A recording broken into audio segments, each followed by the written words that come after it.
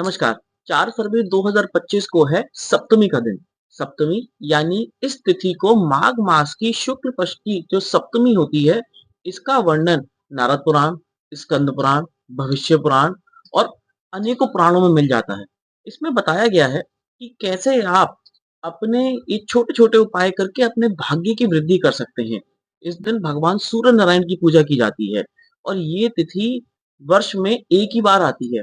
बताया गया है कि यदि आप इस एक दिन, एक तिथि पे पूजा पाठ कर लेते हैं, तो करोड़ों सूर्य ग्रहण का जो पुण्य होता है, वो आपको इस एक तिथि पे प्राप्त हो जाता है। ऐसे रथ आरूढ़ तिथि कही गई है, यानी कि भगवान सूर्य नारायण को इसी दिन रथ प्राप्त हुआ था। वो पहली बार अपने रथ पे बैठे थे।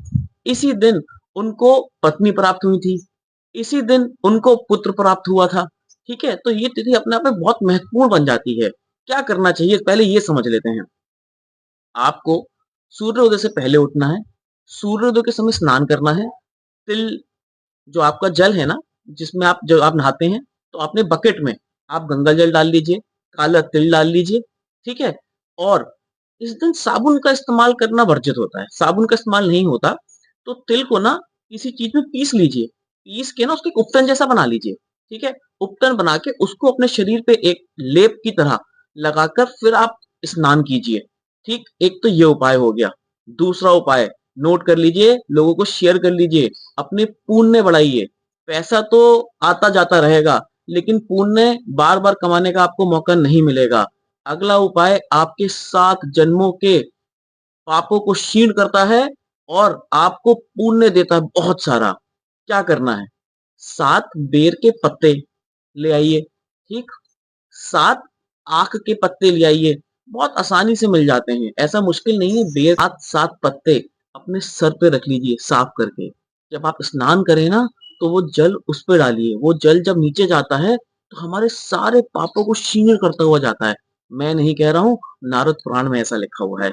यदि आप ये उपाय कर लेते हैं और सप्तमी का व्रत कर लेते हैं, एक और सुनिए, सप्तमी का अगर आप व्रत कर लेते हैं यानी 4 फरवरी को, तो पूरे साल के जितने रविवार होते हैं, उनके व्रत करने का पुण्य इस एक दिन में मिल जाता है। करना क्या होता है इस व्रत में? सिर्फ दूध और फल का सेवन करना होता है, अन्न का त्याग करना होता है और सुबह-सुबह सूर्य को जल देना होता है। बहुत ही आसान है। लोटा लीजिए, उसमें थोड़ा-सा हल्का सा घी डालिए, लाल चंदन डालिए, लाल पुष्प डालिए, भगवान सूर्य को 3 बार अर्घ दे दीजिए। मैंने पहले ही वीडियो बनाया कि अर्घ कैसे देना होता है, वो वीडियो देख लीजिए, है ना? तो इस दिन आप दान पुण्य करना मत छोड़िए। दान पुण्य का मतलब ये है जैसे सर्दियाँ चल रही हैं, तो गरीबों को कुछ कंबल-वंबल बाँट दिए, है ना? पशु-पक्षियों के लिए पानी, दाना रख दिया, गौशाला में चारा खिला दिया, है ना? चींटियों की सेवा कर दी। इस तरह के दान पुण्य करते रहिए। इस दान पुण्य से हमें अक्षय पुण्य प्राप्त होता है। देखिए जो तिथियाँ मैं आपको बताता हूँ ना, ये सब अक्षय पुण्य वाली होती हैं, इनके पुण्य क्षय नहीं होते हैं। तो ये ज़रूर आप कर लीजिए। अपने कार्मिक बैलेंस को यानी अपने कर्म के पुण्य को बढ़ाइए। आप इसे जितना बढ़ाएँगे ना, उतना आपके पास अच्छा धन, अच्छा स्वास्थ्य आएगा। ये जो तिथि है ना, आरोग्य तिथि कही गई है। यानी कि अगर भगवान सूर्य नारायण आप पे प्रसन्न हो गए, तो आपका स्वास्थ्य कभी खराब नहीं होगा। उपाय बहुत प्रबल है, कर लीजिए। ज्योतिष उपाय भी है और साथ में शास्त्रीय उपाय भी है। इसको वीडियो को आप शेयर करते रहिए। मैं उम्मीद करता हूँ कि आपको जानकारी पसंद आएगी। अपने पुण्य को बढ़ाते रहिए और अपने लिए अच्छा काम करते रहिए। धन्यवाद।